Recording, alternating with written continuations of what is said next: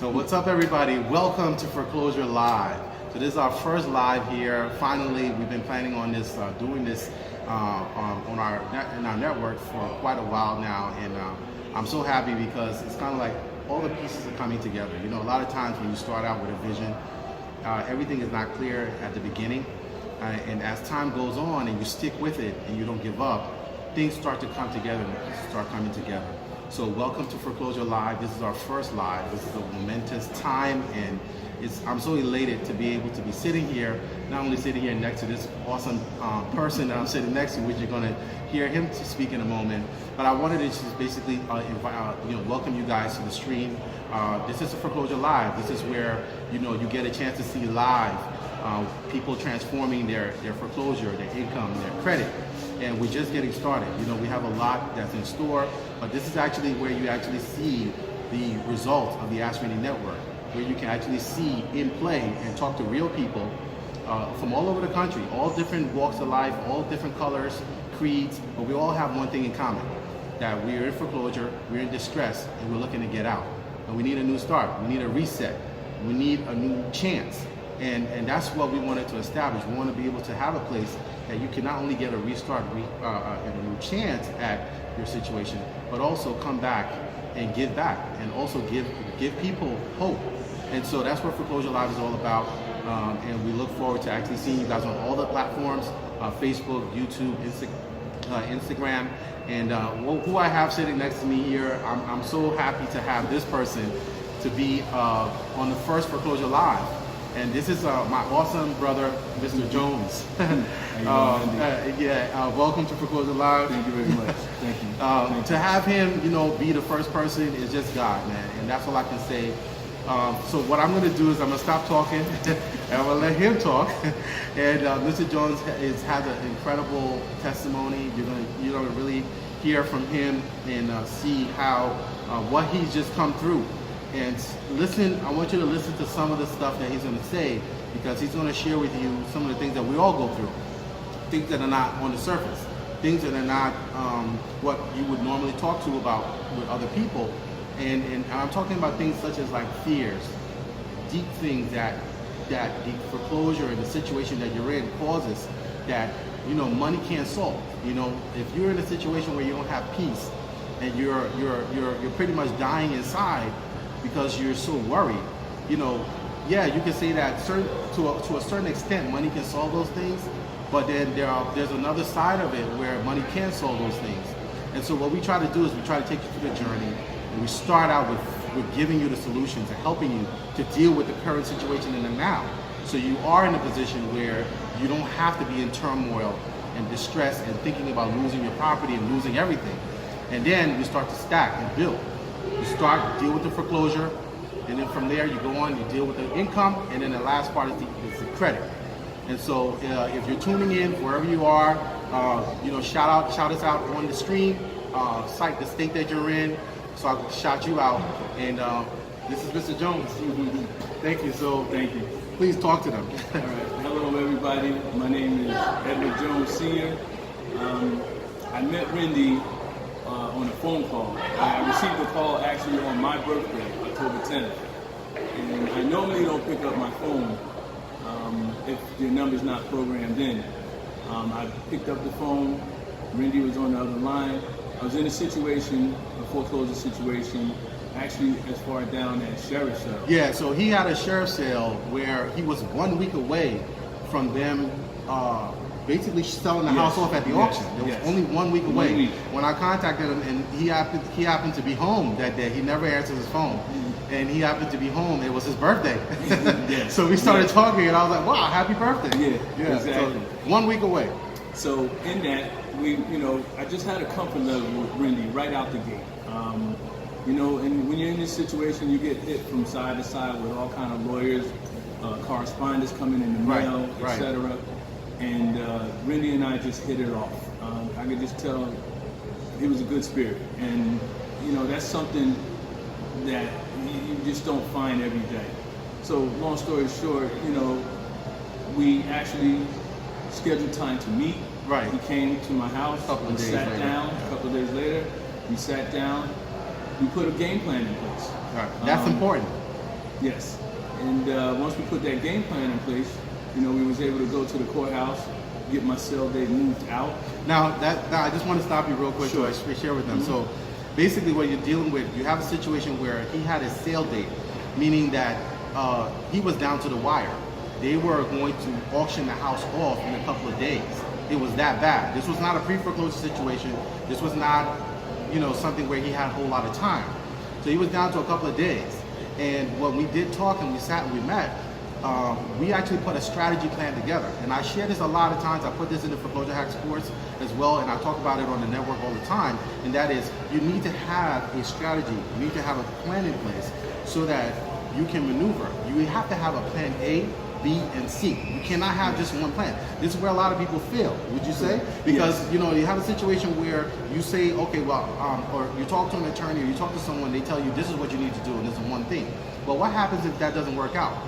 You're in a bad situation. So when I share with him, I told him we have to put several things in place, and what we'll do is we'll put in a plan A in place, and if that doesn't work, then we'll revert to plan B, C, etc. And what happened was, when we were going to get him more time, we were actually basically at the whim of the judge's decision. The judge had to make a decision whether or not she would give time. So I knew going in that there were certain things that we needed to do, and I told him this. I said to him, look, we're going to have to practice this a certain way. We're going to have to go in with this, this, and this, and I'm going to provide you with these pieces of information, so that when you go in, when we go to see the judge, she will look at it and be like, okay, I see reason with this. Because we faced two things. We knew that when we went to see the judge, either the judge was going to look at it and say, I don't believe this, I'm not going to give you more time, or the plaintiff, the bank's attorney, who was going to be in the hearing, was going to refute it. And when we went to the hearing, what happened? They refuted it. They refuted it. The mortgage company refuted it. They tried to basically say, well, they said, well, we've given him enough time. And mind you, keep this in mind, he's not a very deep foreclosure. You had only been, it was less than a year. Yes. And this is what I always share with you guys. The banks are accelerating things now. Correct. There was a time when people would be like 2, 3 years, 4 years behind, but now the banks want the property because inventory is low. So what they're doing basically is they are doing everything they can to try to start foreclosure process and move forward immediately. And so with his situation, when we went in for the hearing with the bank and with the judge rather, the attorney for the plaintiff, she said on the phone, she was like, well, we don't think we need to give him time. And the judge looked at it. She looked at what we gave and the paperwork she gave, and she said, I don't see how I cannot give this man this opportunity to keep his house. I don't see why I should give you time to take his property when I can give him time to see what he can do to salvage it. And then, and so we were able, that was a big hurdle because what did the bailiff, what did they tell you after the judge walked out of the courtroom? So the bailiff was just basically straightforward with us. She said, the judge normally doesn't Never grants that. Never. And again, the plan that Rinde put together, it really helped. He was so surprised because I was in shock. Because he was, it's one of those things. Put it this way, like you have a situation where you're going in with your knees shaking, right? This is not like we're going, we're here. It's not like you're going shopping or something optional. Exactly. This is your house we're talking about. Right. And he has a family. So it's like all the stakes are high when you're dealing with these situations. Yes. That's why we always tell you guys, we don't take this lying down. He can tell you, like, I'm a warrior when it comes to this. Yes, like definitely. He saw it firsthand. Definitely. I take it very seriously. This is not a game. This is not, the stakes are very high because we're talking about all your investment, everything in your property in one spot. And if you lose that, you're pretty much done because you're going to be homeless. You can't do anything in life without having your home situation coordinated. Correct. And this is why a lot of people are destabilized because when their house and their property and everything is compromised, they can't think straight. Right. They can't go to work straight because you're going to work but you're not going home. You don't know where you're going. If you're going to be homeless or not. And so it was a big thing. The bailiffs looked over and she said to him, please don't come back here because she never does this. Never. And we got an extension. So we were facing, when I first met him, we were facing a couple of days. she gave us over a month, right? Over a month. Over a month to be able to resolve Yes. and deal with what we needed to do. So I said to him, once we were able to get that hurdle done, then we started implementing our strategies on plan B and so plan forth. C. And yeah, Correct. and then so you can tell him about how you felt. Like you text me.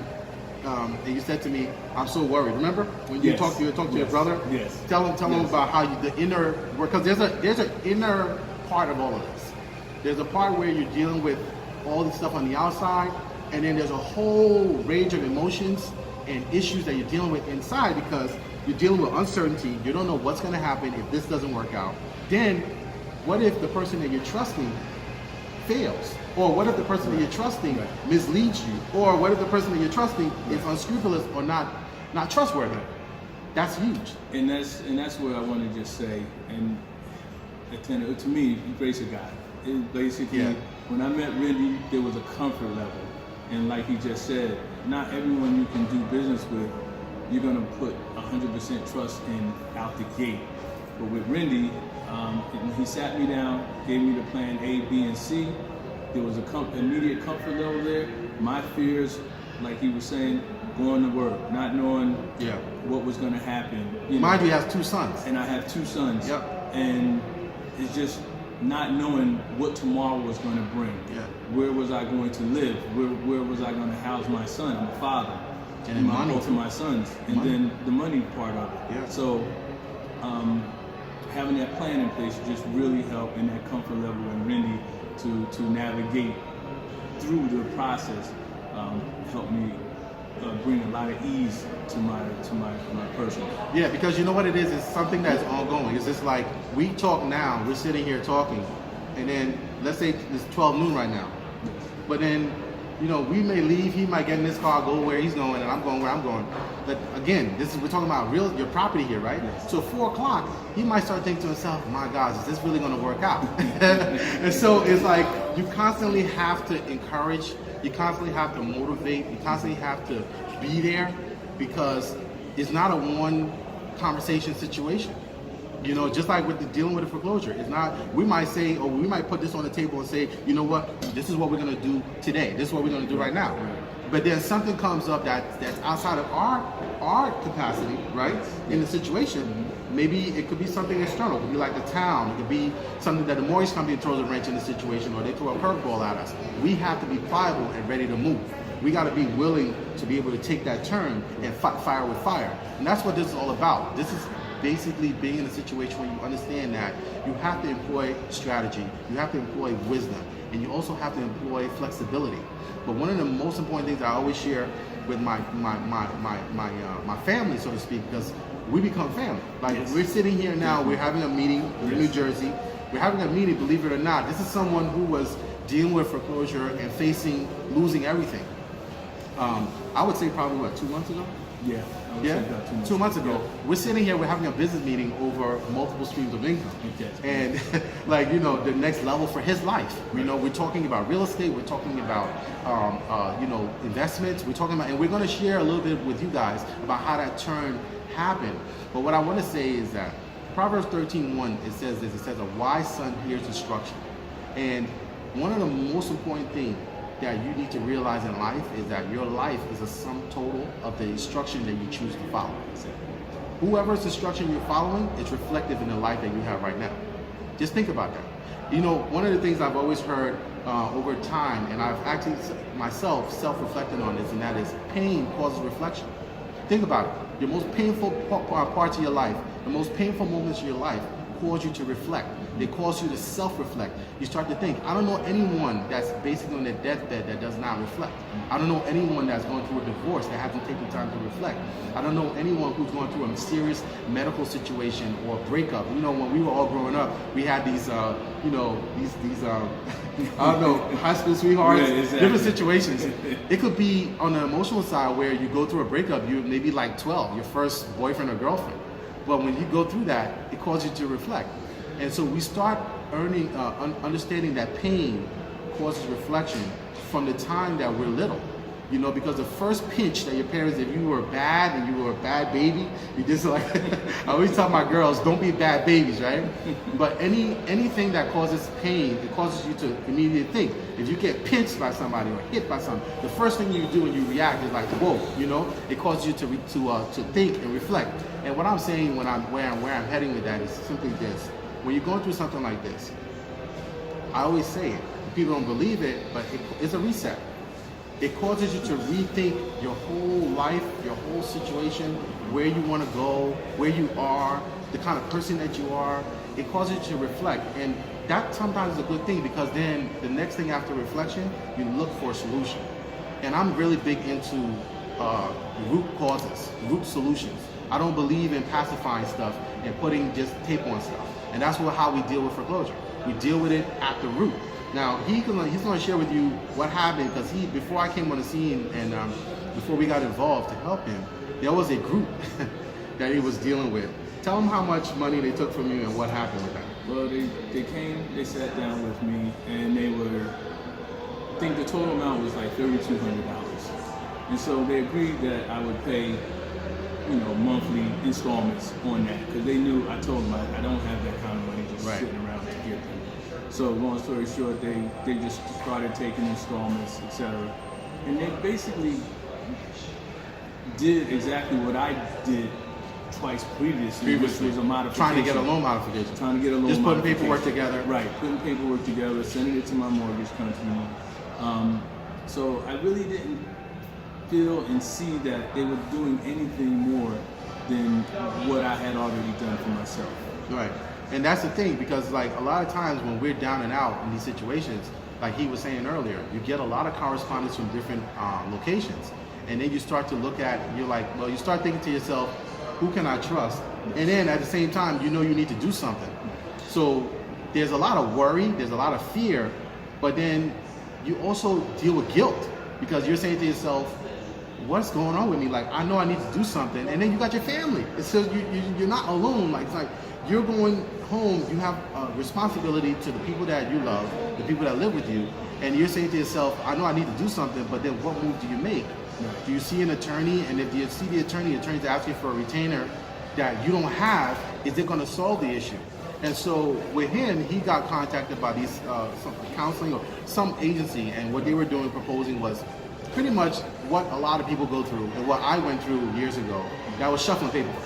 Their goal is reach out to someone in distress, reach out to someone who's in need, and see what money we can get out of them. Tell them that we're going to guarantee. I was talking to a client of mine. She's probably on the screen now.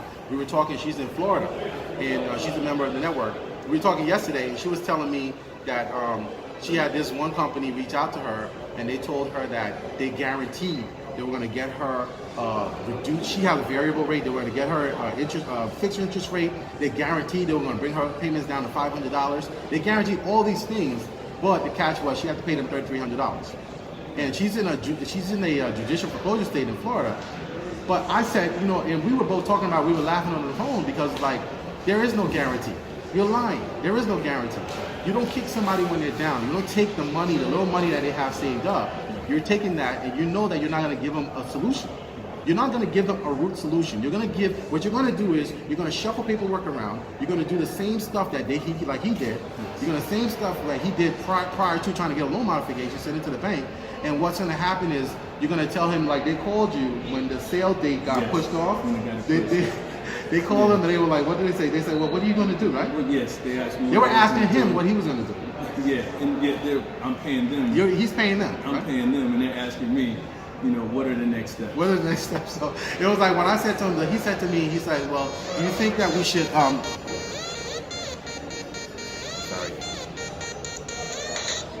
sorry about that, guys. He said, do you think that we should, I should pay them? I looked at him, I was like, what do you mean pay them? You can't pay them. They're not doing anything for you. Right. Exactly. So, I don't want to keep this live long, but I really want to just introduce him to you. The most important thing I want to share with this is that, all of this stuff is all about relationship. It's all about having the right connections. Because truthfully, his story would have been completely different had we not connected. And am I saying that it's just, I mean, I'll let you, share, what your thoughts are, what your feelings are as far as, the value of connection. Yeah, connection is very important. I don't know where I'd be if I didn't take that phone call on October 10th from Rinde. I couldn't tell you. By the grace of God, it all worked out, and I'm happy. And again, like Rinde stated, it's not just getting through that situation for me. It's now he's taking me on another level. So I'm excited. A lot of the things that we're going to be working on resonate with me, and our goals and things that I wanted to do in my life anyway. Right. So that just tells me that this was meant to be, as far as us partnering up and navigating through the next phase of where we're going. And and that's one important point I want to make to you guys, and that is that foreclosure is just one part of it, right? When you're dealing with a situation where you come through these type of things, they scathe you. They cause you to have emotional baggage, because any one of us have gone through something really, I want to say tremendous or serious in life. We reflect, and it causes us to either we don't trust other people, or we learn and we become better people.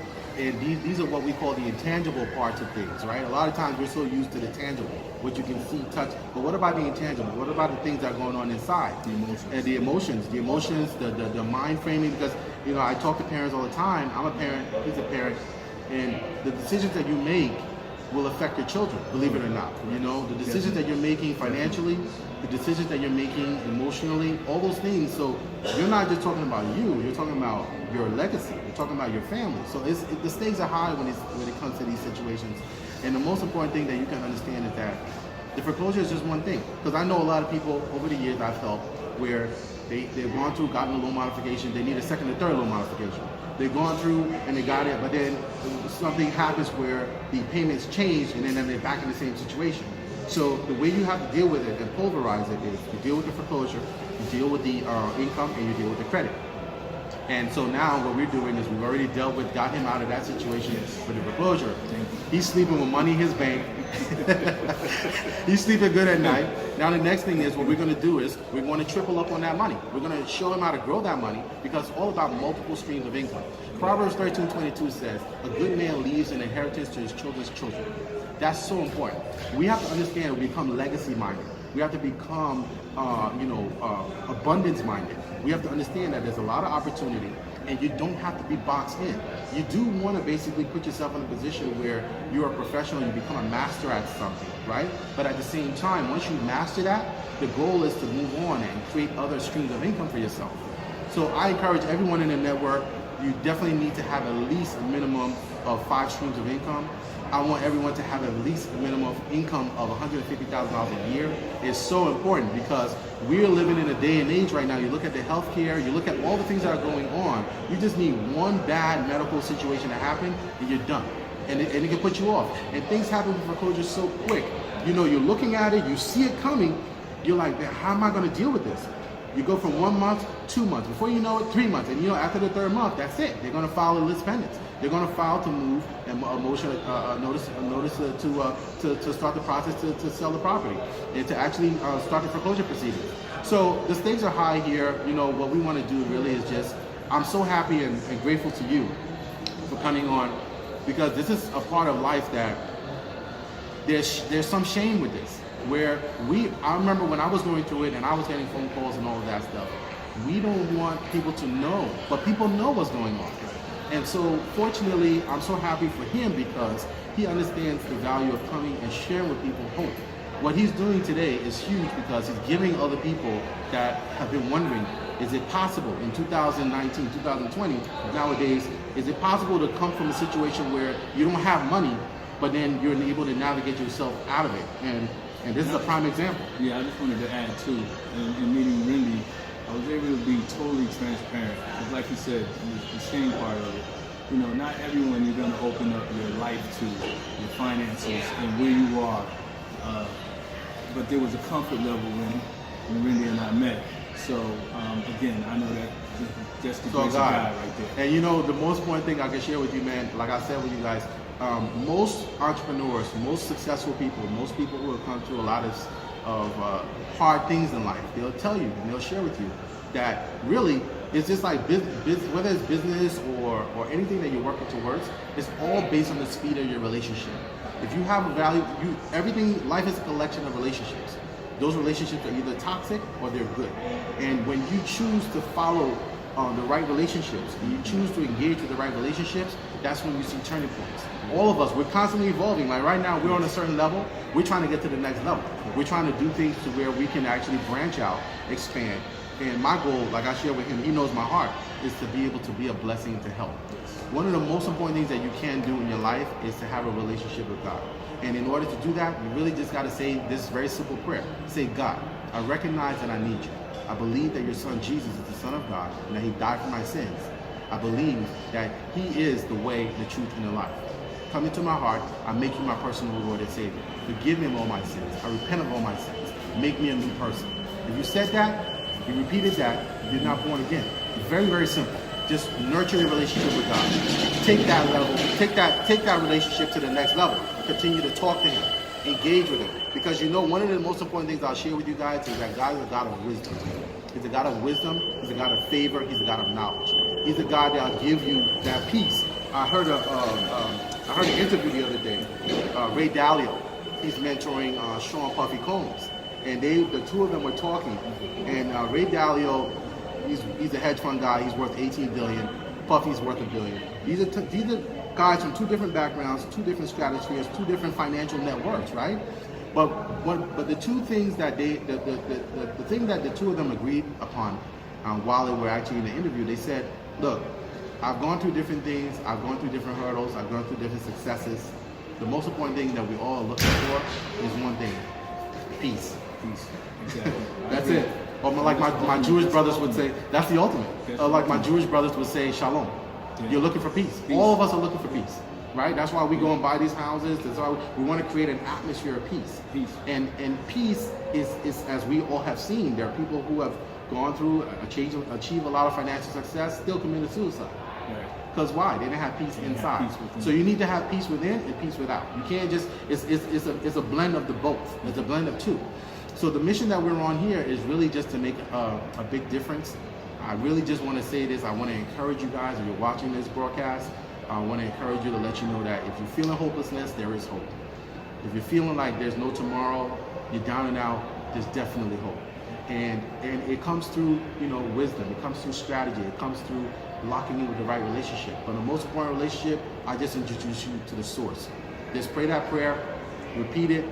What you do is just basically talk to God. And I make it a point every day. I need wisdom. I need wisdom. That's how I'm able to give you guys what I'm giving you. That's how we're able to help people from all around the country. Because I get wisdom in this specific area. I'm gifted in this area. But at the same time, we're strategists. We focus on getting the information because the banks, things have been changing with the banks. There have been things that have been going on that you guys will be made aware of shortly that are making things going on behind the scenes with all the stuff happening not only in the U.S. macroeconomically, but worldwide, that's causing the banks to make certain changes. So you need to be aware of those things. We think like underwriters. We know how they operate. We know how to strategize. That's how we were able to get him time and deal with it and shock them because they were surprised. They thought they were going to take him to court and he was going to lose. And we turned the tables on him. And so really just want to encourage you. We're going to be having Foreclosure Live with many, many people on here, and we look forward to inviting you guys in. If you have any questions, send your request to AskRindeNetwork@gmail.com, and then you also connect with us. Join the network. Go to AskRinde.com and join the network. So till next time, you have anything parting words you want to tell them? No, I'm just going to say, just always know there's hope. Yeah. There's hope. And you have to keep faith. Yeah. And you have options. The main thing out of this whole journey for me is to know that you have options. Yes. And surround yourself with the right people. Yeah. And I've done that in meeting Rinde. Yeah. So It's so important because a lot of times we come from a place where when you feel like your back is up against the wall and you don't have any way out, to actually come out of that and have a place where you have options. Because a lot of times we don't feel like we have options when we're in these situations. That's one of the biggest things. We feel like we don't have any options. We feel that we have no way out. And when I met with him, he was so surprised because sometimes it's a way of thinking and the way you're seeing something. You might have solutions right there in front of you, but because your eyes are not open to it, you know? And so we were able to show and basically lay out options, whereas you thought there was no way out. And so that's the most important thing. So really, again, thank you guys for tuning in. We look forward to, basically, expanding. You're going to see many more people here on Foreclosure Live. This is where we have to see live what's going on in the world of changing things when it comes to foreclosure, income, and credit. And stay tuned for this gentleman here. He has so many things that he's going to be a part. So if he's a real person, you can reach out to him in the network, ask him questions, ask him what he was, what was going through his mind at the time, how he was able to resolve his situation. But look out too, because again, he's going to be a leader within the network and helping to be able to share, not only pull other people out, but also share some of the business strategies that he's going to be able to take his stuff to the next level. He's going into the automotive industry, real estate, and also e-commerce with multiple streams of income online. So we look forward to basically sharing more with you guys. Again, I'm always here for you guys. Reach out to me if you have any questions, if you're going through something.